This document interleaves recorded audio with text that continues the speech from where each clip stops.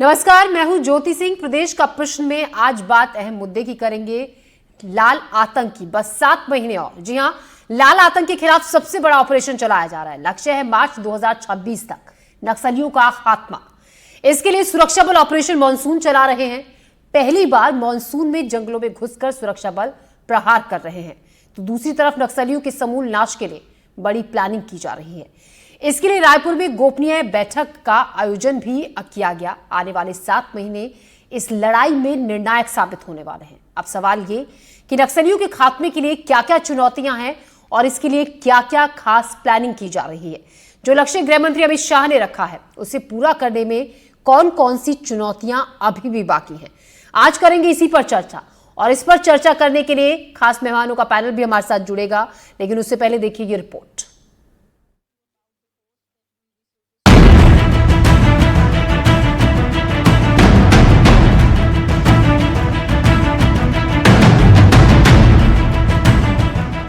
एक जमाना था जब बस्तर को याद करते ही माओवाद, नक्सलवाद, बम बंदूक की आवाज सुनाई दी।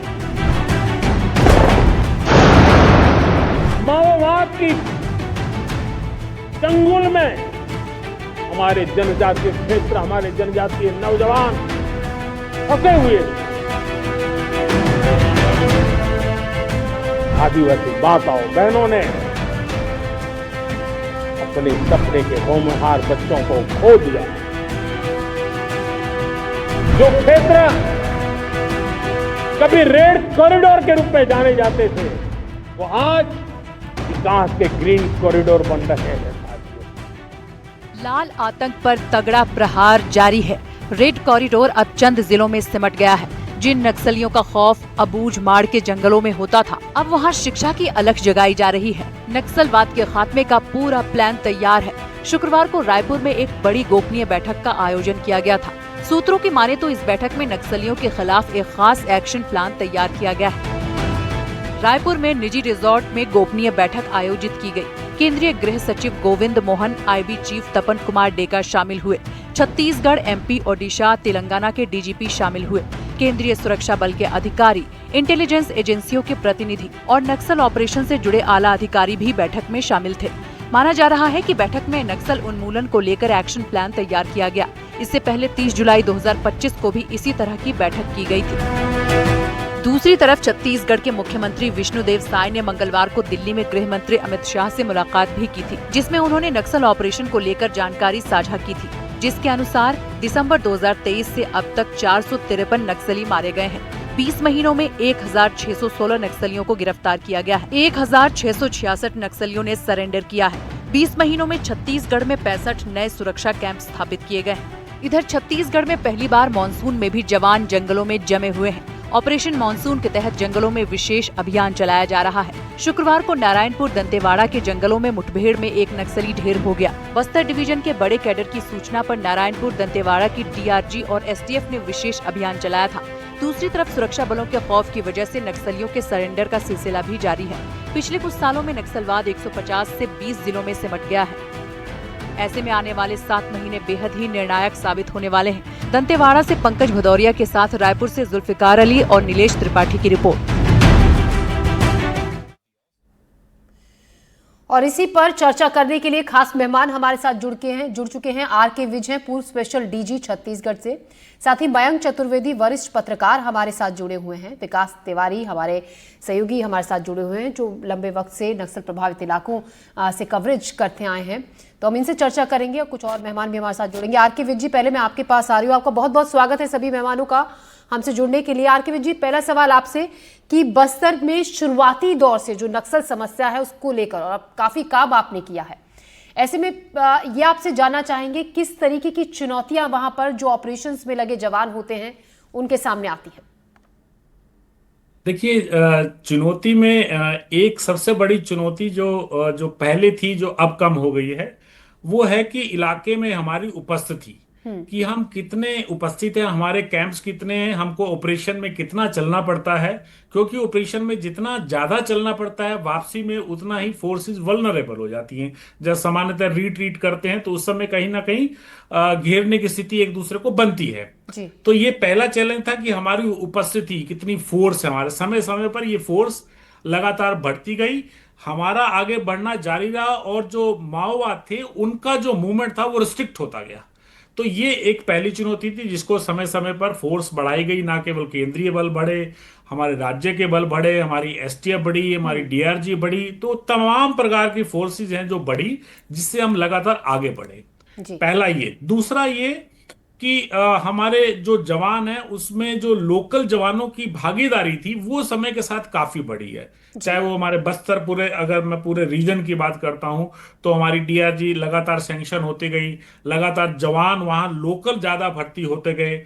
तो लोकल जवानों के भर्ती होने में भाषा, एरिया का ज्ञान, माओवादियों की पहचान, कई ऐसी चीजें हैं जो सुविधाजनक हो जाती हैं अगर वो फोर्स में सम्मिलित रहते हैं तो एक ये उनकी भागीदारी काफी बढ़ी है समय के साथ। आप देखेंगे तो तकनीक का उपयोग बहुत बढ़ा है धीरे जी। धीरे। जी। सर्विलांस है, एयर सर्विलांस बढ़ गया, अब ड्रोन्स का यूज होता है, यूएवी हम यूज करते हैं। तो ये इनसे काफी जो एक्शनेबल इंटेलिजेंस है, मोबाइल टावर समय के साथ स्थापित हुए, तो जो इंटेलिजेंस है उसकी क्वालिटी इंप्रूव होती है। फिर एक जो लिमिटेशन जो बाकी बची है वो है जो लैंड माइंस डिटेक्ट करने की जो इक्विपमेंट है हमारे, वो बड़े सीमित है। मुझे लगता है जो 15 साल जो जब मैं वहाँ आईजी बस्तर होता था, एडीजी नक्सल ऑपरेशन था, उस समय से लेके अभी तक उनमें कोई खास बदलाव नहीं आया। इसीलिए माइंस को जो डिटेक्ट करके उनको जो हमको डिफ्यूज करना है वो तकनीक अभी भी सीमित है। इसीलिए कभी कभी उसके शिकार जो हैं, कितनी भी सावधानी आप बरतें, कितने भी इक्विपमेंट से उसको चेक कर ले हम, जी। कहीं ना कहीं कभी प्रेशर माइन पे पैर आ जाना या कभी ट्रिगर हो जाना, जहां अगर मान लीजिए कोई छिपा हुआ माओवादी नहीं दिखता है, तो एक ये मुझे लगता है चैलेंज अभी बरकरार है जी। लेकिन फोर्सेस अब काफी अनुभवी हो चुकी हैं, तो धीरे धीरे जितने भी चैलेंजेस हैं उसको जी। तो सफलतापूर्वक पहले से टैकल जैसा करते कि हुए आप आगे बता रहे हैं आरके विज जी, बहुत तस्वीर बदली है लेकिन चैलेंज अभी भी बाकी है। और जो अहम बात आपने बताई कि माइंस को डिटेक्ट करने में जो दिक्कतें होती हैं, परेशानी होती है, इक्विपमेंट्स जो चाहिए उसमें कहीं ना कहीं अभी भी थोड़ी सी कमी है, उसमें और मदद की दरकार है। ऐसे में मयंक चतुर्वेदी, मैं आपके पास आ रही हूँ। जिस तरीके से काम हो रहा है नक्सलियों के खिलाफ, ऑपरेशंस बड़े बड़े जिनको अंजाम दिया जा रहा है, पहले से ज़्यादा ट्रेनिंग बेहतर हुई है, जैसा कि अभी हमें बताया भी आरके विज जी ने। नक्सलियों को जो एक डेडलाइन तय की गई है, ज़्यादा वक्त अब उसमें नहीं बचा है, नक्सलियों को मार भी गिराया जा रहा है। लेकिन बड़ा सवाल ये, नक्सलियों को तो मार गिराया जा रहा है, सरेंडर भी नक्सली कर रहे हैं, लेकिन नक्सली विचारधारा की अगर हम बात करें, उस पर बात उतनी ज़्यादा नहीं होती है। अगर उसको समाप्त करना भी जड़ से बहुत ज़्यादा ज़रूरी है। आप इस बारे में क्या कहेंगे? आपको नहीं लगता है कि इस पर भी काम किया जाना बहुत ज्यादा जरूरी है?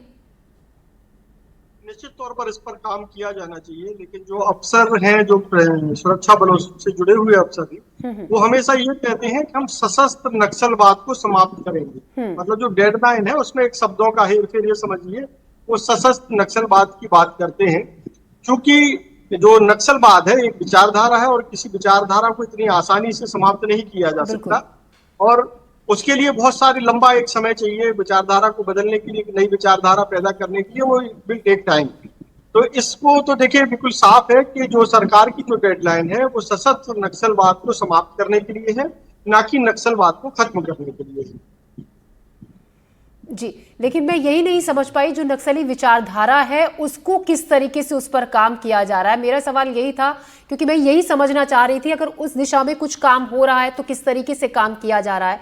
बहरहाल इस पर हम चर्चा आगे बढ़ाएंगे। मेरे सहयोगी विकास तिवारी भी हमारे साथ है, और हमारे साथ अभी एमपी नथानिल भी जुड़ गए हैं, रिटायर्ड आईजी सीआरपीएफ।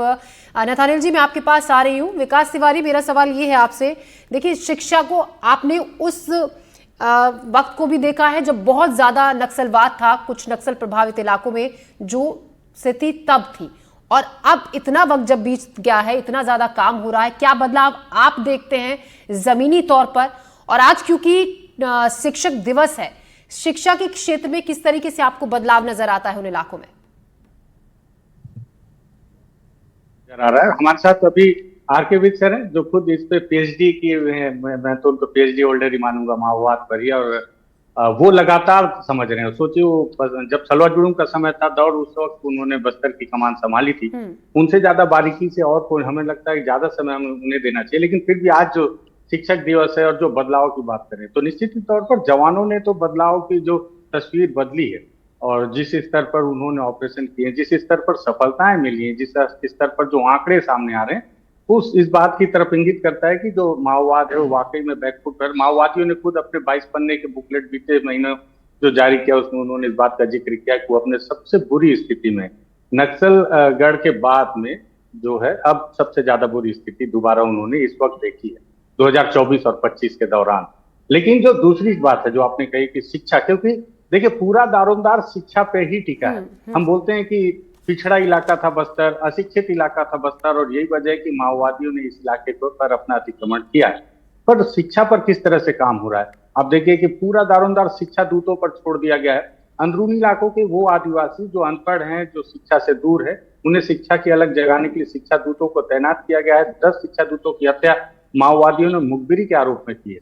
मुझे लगता है कि ये बहुत बारीक और बहुत महत्वपूर्ण मुद्दा है कि अगर शिक्षा दूतों को क्या वाकई में पुलिस मुखबिरों की तरह यूज कर रही है, क्या माओवादी उनकी हत्या केवल इसलिए कर रहे हैं कि वो वाकई में मुखबिरी के आरोप में पकड़े गए हैं, और अगर हत्या की जा रही है तो उनकी सुरक्षा को लेकर किस तरह से सरकार काम कर रही है। क्योंकि जब तक आदिवासी शिक्षित नहीं होंगे तब तक आप जितना सिर पटक लीजिए, जितना काम कर लीजिए, आदिवासियों की मानसिक स्थिति को बदलने के लिए क्या किया जा रहा है, सामाजिक परिवर्तन करने के लिए आप क्या काम कर रहे हैं, ये सबसे अहम और बड़ा सवाल जी। और चलिए मैं एमपी नथानिल जी के पास भी जाऊंगी। और विकास, मैं बिल्कुल अपने खास मेहमानों को वक्त ज़्यादा दूंगी, लेकिन मेरा सवाल आपसे इसलिए था क्योंकि आपकी एक रिपोर्ट मैंने टीचर्स डे पर देखी थी, इसलिए ये सवाल मेरा आपसे था। एमपी नथानिल जी, आपसे मेरा सवाल ये कि देखिए, पहले रात को ऑपरेशंस को अंजाम नहीं दिया जाता था। जो जवान थे वो नक्सलियों के खिलाफ जो ऑपरेशंस की प्लानिंग होती थी, ना रात को ऑपरेशंस को अंजाम देते थे, ना बारिश मानसून के वक्त में एक्टिव होते थे। लेकिन अब रात को भी प्लानिंग के तहत आगे बढ़ा जाता है और बारिश के वक्त भी जवान जोर शोर से डटे रहते हैं मोर्चों पर। क्या ये ट्रेनिंग का ही असर है, जो स्पेशल ट्रेनिंग अब दी जा रही है? नहीं, इस तरीके की ट्रेनिंग तो हमेशा ही दिया जाता है कि रात के टाइम में भी ऑपरेशन जारी रखें, और उसके लिए हमारे पास जो सीआरपीएफ के पास, खासकर कोबरा के पास ये सब इक्विपमेंट्स हैं कि अगर जरूरत पड़े तो उस इलाके को रोशनी में लाया जा सकता है जी। और अंधेरे में वो लोग काफी हकबगा जाएंगे जब देखेंगे कि अचानक रोशनी आ रही है और वो घिर जाएंगे उस समय, तो उसमें उनके मारे जाने के ज्यादा अंदेशा है। तो ये बारिश के वजह से तो ये बढ़िया एक चीज किया है कि बारिश के दौरान भी ऑपरेशन जारी रखा हुआ है। इसके चलते हुए ना तो वो रिक्रूट्स अभी ट्रेन कर सकते हैं, ना तो वो भर्ती कर सकते हैं, ना वो जंगलों से बाहर निकल पाते हैं, क्योंकि उनको मालूम है बाहर निकले तो वो मारे जाएंगे।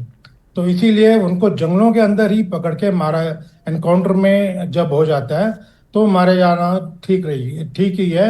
और ज़्यादातर अरेस्ट भी हो रहे हैं और कई तो सरेंडर भी इसी वजह से कर रहे हैं, क्योंकि उनको मालूम है कि उनके साथी काफ़ी मारे जा रहे हैं और उनकी तादाद भी जो सरेंडर कर रहे हैं 20-30 के तादाद में आ रहे हैं।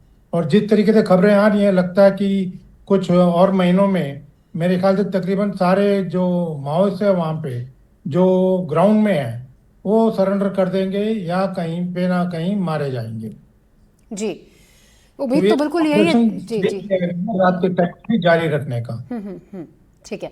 आरके जी, कई बड़े ऑपरेशंस का हिस्सा आप भी रहे हैं, ऐसे में अगर हम आपसे जानना चाहें, अब देखिए ज़्यादा वक्त नहीं बचा है, जो डेडलाइन तय है, इस वक्त के जो बचा है, ये टाइम जो बचा है, जो ड्यूरेशन अब बाकी बची है, तो इसमें आपको क्या लगता है कि अभी भी कुछ ऐसी चीज़ें हैं जिन पर ध्यान दिया जाना बहुत ज़्यादा ज़रूरी है, जिनकी तरफ फोकस नहीं हो रहा है? क्या आपको ऐसा लगता है कुछ ऐसी चीज़ें, कुछ ऐसे पॉइंट्स हैं अभी भी? देखिए, पहले तो मैं ये क्लियर कर देता हूं कि ऑपरेशंस रात में हो, बरसात में हो, वो पहले भी चला करते थे, अभी चलने शुरू हुए, ऐसा नहीं है। लेकिन विज साहब, पहले आप, जैसे कि मेरा ये सवाल इसलिए था कि आप जैसे ड्रोन मुहैया कराया जाता है, आप ड्रोन के जरिए उस पूरे एरिया का नक्शा पहले ही ऑपरेशन टीम्स के हाथ में आ जाता है, जो कि पहले शायद ये सुविधा नहीं थी। नहीं, बिल्कुल, मैंने बोला जैसे तकनीक के उपयोग से डेफिनेटली चीजें सुधरी हैं, लेकिन ऑपरेशन लगातार चल रहे हैं। जी। चलिए, तो मैं आता हूं अभी कि इस डेडलाइन की जो आप बात कर रहे हैं। देखिए, जैसे विकास तिवारी जी ने बताया, पिछले साल अगस्त 2024 में माओवादियों के पोलित ब्यूरो ने अपना एक बहुत विस्तृत लेटर जारी किया जी। था। हैं, वो उनके कार्डर्स के लिए था बेसिकली। और उन्होंने अपनी जो टैक्टिक्स है, जो काम करने का तरीका है, उसमें बदलाव लाए, क्योंकि पिछले साल जब बड़े ऑपरेशन हुए और 30 से 40 तक माओवादी मारे जा रहे थे, उनके महासचिव तक मारे गए हैं, कई सीसी मेंबर, उनके स्टेट लेवल कमेटी के मारे गए हैं। खैर, सरेंडर तो अभी भी कर रहे हैं। तो जब इतने लोग मारे गए तो उनको लगा कहीं कि बड़ी ज्यादा संख्या में माओवादी, हम लोग मर रहे हैं, माओवादी स्वयं। तो उन्होंने इस टेक्निक का बदलाव किया कि हम अब बड़ी टीम में ना होकर छोटे फॉर्मेशन में घूमेंगे। उन्होंने, चाहे उनकी कंपनी थी, चाहे प्लाटून थे, चाहे उनके पॉलिटिकल जो फॉर्मेशन थे, सबको डिवाइड करके लगभग 3 से 5 की संख्या में ले आए। उनके दंडकार ने एक स्पेशल जनरल कमेटी के या स्टेट कमेटी के जो सदस्य हैं, जो सीनियर कार्डर हैं या सीसी मेंबर, उनकी सुरक्षा में थोड़े ज्यादा बल रहते हैं।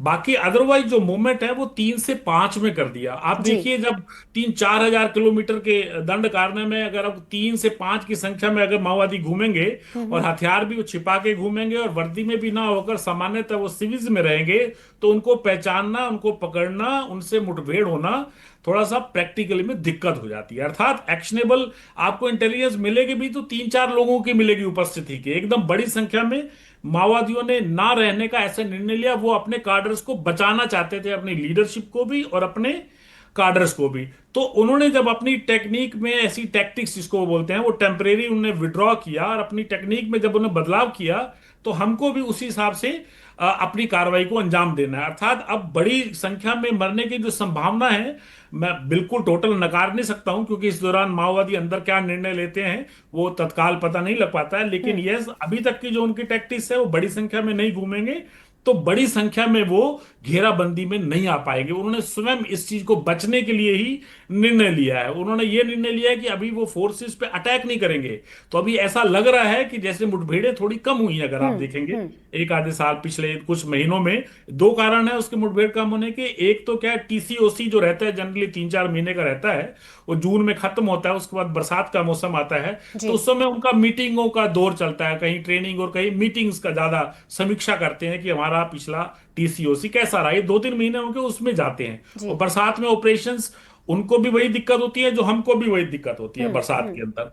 तो अभी अभी बड़ी फॉर्मेशंस में अगर वो मीटिंग कहीं कर पा रहे होंगे छिप के, तो अलग बात है। अदरवाइज बड़ी फॉर्मेशंस में अभी नहीं मार रहे। तो इसीलिए जो, और माइंस वॉर पे उनका ज्यादा जोर है, क्योंकि हथियारों को वो छिपा रहे हैं और उनकी कोशिश रहेगी कि वो लैंड माइन को लगाएं और जहां तक है विस्फोट करके नुकसान सुरक्षा बलों को पहुंचाएं। तो हमको अपनी जो टेक्निक सुरक्षा बलों को बदलनी है, वो एक तो कि छोटे ग्रुप को घेराबंदी करनी है, उनकी सर्च में जाना है, वो देखना है कि उनका मूवमेंट कैसे है, जो थोड़ा मुश्किल जरूर है अभी।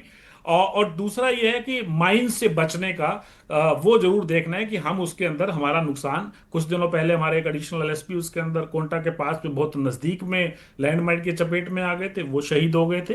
तो हमको इन चीजों से थोड़ा सा बचने की कोशिश करनी है। तो वो जो काम है, क्योंकि माओवाद ने एकदम डिफेंसिव मोड ले लिया है, तो अगर वहां ऑफेंसिव रहेंगे भी सी, तो उसमें जो सफलता के जो चांसेस हैं, जो प्रोबेबिलिटी है, वो थोड़ी उनकी टेक्निक्स को देखते हुए थोड़ी कम हो जाती है। तो मुझे लगता है थोड़ा सा बदलाव हमको अभी ज्वाइंट ऑपरेशन, जैसा आपने बताया कि बैठक चल रही है, तो ज्वाइंट ऑपरेशंस पे डेफिनेटली मिलजुल के काम पहले भी कर रहे हैं। अभी और कैसे आगे बदलना, जरूर अधिकारियों ने इस पर चर्चा की होगी। तो आने वाले समय में थोड़ा सा ये टोटल खत्म करने वाला जो टारगेट है, वो अचीव करने में उनकी टैक्टिक्स को देखते हुए ये थोड़ा सा हमको और चौकस अलर्ट होके और उस हिसाब से अपनी स्ट्रेटजी को बदल के काम करना। जी, तो 2 अहम बातें आपने बताई कि माइंस को किस तरीके से डिटेक्ट करना है, इस पर काम करना होगा, और छोटे ग्रुप्स की किस तरीके से घेराबंदी करनी है। एमपी नथानिल जी, एक बड़ा सवाल ये भी, जिस तरीके से टॉप लीडर्स मारे गए हैं पिछले दिनों नक्सलियों के, अब कहीं ना कहीं नेतृत्व की कमी के चलते उतना ज्यादा एक्टिव कुछ हिस्सों में, जहां पर बहुत ज्यादा नक्सली सक्रिय इलाके हैं, वहां पर अब उतनी ज्यादा सक्रियता नजर नहीं आती है, क्योंकि नेतृत्व की कमी है। बड़े टॉप लीडर्स जिस तरीके से निशाने पर रहे, मारे गए कुछ लोग।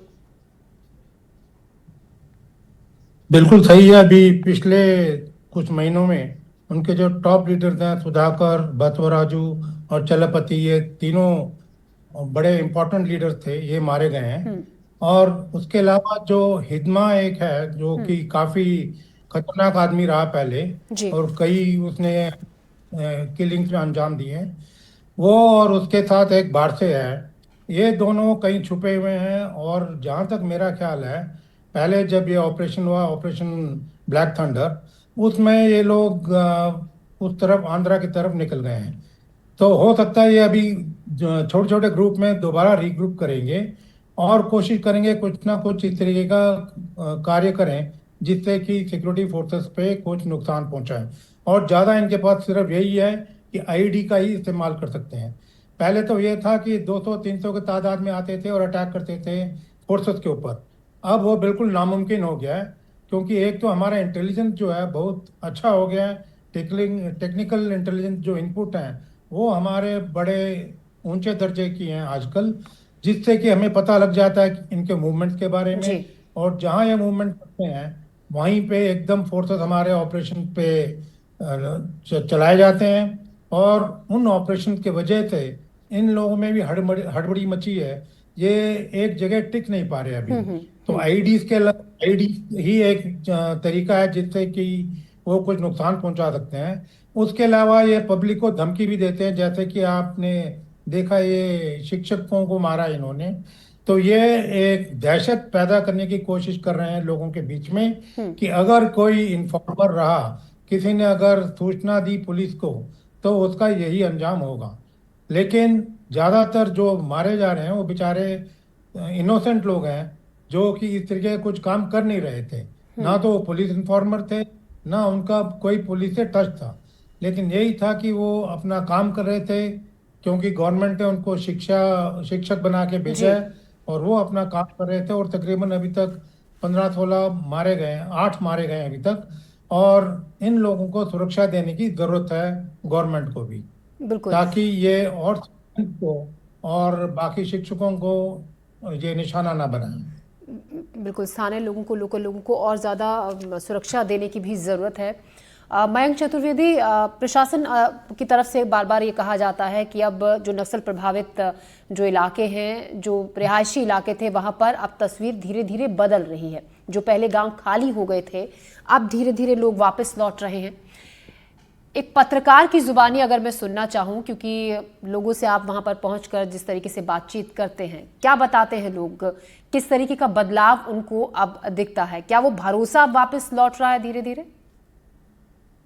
देखिए, एक चीज तो बिल्कुल साफ है कि अब जो काम सरकार कर रही है वो धरातल पर दिखाई देता है। सरकार ने एक प्लानिंग के तहत बस्तर क्षेत्र के विकास के लिए काम शुरू किया। सबसे पहले जरूरत थी कि सड़कों की, अगर सड़कें बन जाती हैं तो प्रशासन की पहुंच उन अंदरूनी गांवों में भी हो जाती है जहां तक पहले प्रशासन की कोई पहुंच नहीं थी। इसका एक उदाहरण देते हैं कि जैसे बीजापुर में एक मुदबेंडी गांव है। मुदबेंडी और कावड़ गांव पास पास लगे हुए हैं और वहां अब जो है सुरक्षा बलों के करीब 3 कैंप हैं। उस 3 कैंप से असर ये हुआ कि जो गांव, ये मुदबेंडी और जो कावड़ गांव है, इस बात के लिए जाने जाते थे कि यहाँ नक्सलियों के ट्रेनिंग कैंप चलते थे। मतलब यहाँ ट्रेनिंग दी जाती थी। आज और जो उनके जो स्मारक हैं, जो नक्सली वहां मारे गए हैं, उनके स्मारक सड़क के किनारे लगे हुए हैं और सड़क के एक किनारे जो है स्मारक है और दूसरी तरफ एक स्कूल खुला हुआ है। और सबसे अच्छी रणनीति सरकार ने ये बनाई कि स्कूलों में शिक्षा दूत के नाम पर उन्हीं आदिवासी लोगों को चयनित किया है पढ़ाने के लिए, ताकि जो लैंग्वेज की समस्या है वो ना आए। इसके अलावा एक जो अपनत्व होता है वो भी एक जुड़ा रहा है। हालांकि नक्सली इसको बहुत ठीक नहीं मान रहे हैं और जिस तरीके से शिक्षा दूतों को निशाना बनाया जा रहा है, उससे सुरक्षा बलों को थोड़ा सा ध्यान देना पड़ेगा या सरकार को ध्यान देना पड़ेगा कि वहां कुछ और चीजों पर ध्यान देने की जरूरत है। लेकिन हाँ, ये बात अलग है कि लोगों में भरोसा हो रहा है। अगर कोई युवक नक्सल प्रभावित धुर नक्सल इलाके का युवक अगर शिक्षा दूत बनने के लिए तैयार है, तो इसका मतलब साफ है कि लोगों में एक भरोसा पैदा हो रहा है। हालांकि आने वाले समय में इसके नतीजे और बेहतर होंगे, इस बात पर निर्भर करते हैं कि सुरक्षा बल और सरकार अंदरूनी गांव के लोगों को कितना भरोसे में ले पाती है, उनके लिए कितनी सुविधाएं उपलब्ध करा पाती है। तो जैसे जैसे आप देखेंगे कि सरकार की पहुंच अंदर तक होगी, वैसे वैसे जो है लोगों का भरोसा सरकार पर और सुरक्षा बलों पर होगा। और बहुत सारे विकास के काम हो रहे हैं। सबसे बड़ा एक हमको ऐसा लगता है कि संचार के जरिए जो संचार क्रांति बस्तर में पहुंची है, उसके नतीजे बहुत पॉजिटिव आएंगे, क्योंकि अब अंदर के इलाकों में भी आप देखेंगे कि जहाँ कभी मोबाइल सोचना भी मतलब गुनाह था, हम सोच ही नहीं सकते थे कि वहां मोबाइल चल सकता है, वहां भी 4G की सुविधा है और तमाम जगह प्राइवेट कंपनियों के नेटवर्क भी अच्छे से मिल रहे हैं, तो लोगों के हाथों में अब मोबाइल है। और जब एक बार मोबाइल हाथ में आया तो फिर वो देश और दुनिया से जुड़ सकते हैं। एक समय तो ऐसा था कि गांव के लोगों को पता ही नहीं चलता था कि उनके जिले मुख्यालय पे क्या हो रहा है, लेकिन अब स्थिति ये है कि वो दुनिया को देख रहे हैं, वो ये देख रहे हैं। अच्छा, एक और उदाहरण हम यहाँ बताना चाहेंगे कि पिछले दिनों हम बीजापुर में थे, तो वहां एक फोटो एक पुलिस अफसर ने हमको दिखाई जिसमें करीब 61 के करीब जो नक्सली थे वो आत्मसमर्पण करके आए थे। तो जब वो लोग वहां आत्मसमर्पण करने के आए तो सुरक्षा वालों ने कहा भाई इसका एक सेलिब्रेशन हो जाए, तो एक केक मंगाया गया। केक को सामने रखा गया और पूछा गया भाई ये कितने लोग जानते हैं, तो किसी का कोई जवाब नहीं आया। तो फिर सुरक्षा वालों ने पूछा अफसर ने कि भाई कितने लोग नहीं जानते कि ये क्या है, तो आप यकीन मानिए कि करीब 57 लोग ऐसे थे जिन्होंने हाथ इसलिए खड़ा किया था क्योंकि उनको ये नहीं मालूम था कि ये केक है, वो पहली बार केक को देख रहे थे। तो आप देखिए कि बाहरी दुनिया से वो कितने कटे हुए हैं। ये इस बात का एक उदाहरण है कि उनको जो केक हम लोग मतलब बहुत बहुत, अब तो केक हर गली में मिलता है एक तरीके से समझिए, और हर आदमी बच्चा बच्चा जानता है, लेकिन नक्सल प्रभावित अंदरूनी गांव के लोग इस दुनिया से कितने कटे हैं इसका अंदाजा अब होता है। लेकिन अब जैसे जैसे सरकार पहुंच रही है, सरकार सड़कें बनवा रही है, पहुंच अंदरूनी गांवों में पहुंच रही है, और इसके अलावा जो है बहुत सारी सुविधाएं हो रही हैं। जैसे राशन का भी मामला हो गया है, नियत मिलनार योजना भी चलाई जा रही है जिसमें स्कूल भी खोले जा रहे हैं, सड़क भी हो रही है, राशन पानी की इंतजाम हो रहा है, राशन कार्ड बनाए जा रहे हैं। तो बहुत सारे ऐसे काम, करीब 25 तरह के ऐसे काम हो रहे हैं। उसका नतीजा जो है आने वाले दिनों में बहुत ही पॉजिटिव दिखाई देगा, ऐसा हमको लगता है। तो तस्वीर आने वाले दिनों में बहुत पॉजिटिव नजर आ रही है। जमीनी तौर पर क्या बदलाव हुए हैं ये हमारे सहयोगी विकास तिवारी ने और वरिष्ठ पत्रकार मयंक चतुर्वेदी ने भी बताया। और साथ ही आपका बहुत शुक्रिया आर के विज जी, पूर्व स्पेशल डीजी, और MP नथानिल जी आपका भी बहुत शुक्रिया। किस तरीके से बताया हमारे खास मेहमानों ने कि अभी भी कुछ जगहों पर चुनौतियां हैं, वहां पर काम करना जरूरी है, लेकिन जिस तरीके से, जिस अंदाज में और जिस तेजी से काम हो रहा है, तो वो दिन अब ज्यादा दूर नहीं है जो डेडलाइन सरकार की तरफ से तय की गई है, उस डेडलाइन तक पूरी तरीके से नक्सलवाद का सफाया हो जाएगा। आप सभी का बहुत शुक्रिया हमसे जुड़ने के लिए। नमस्कार।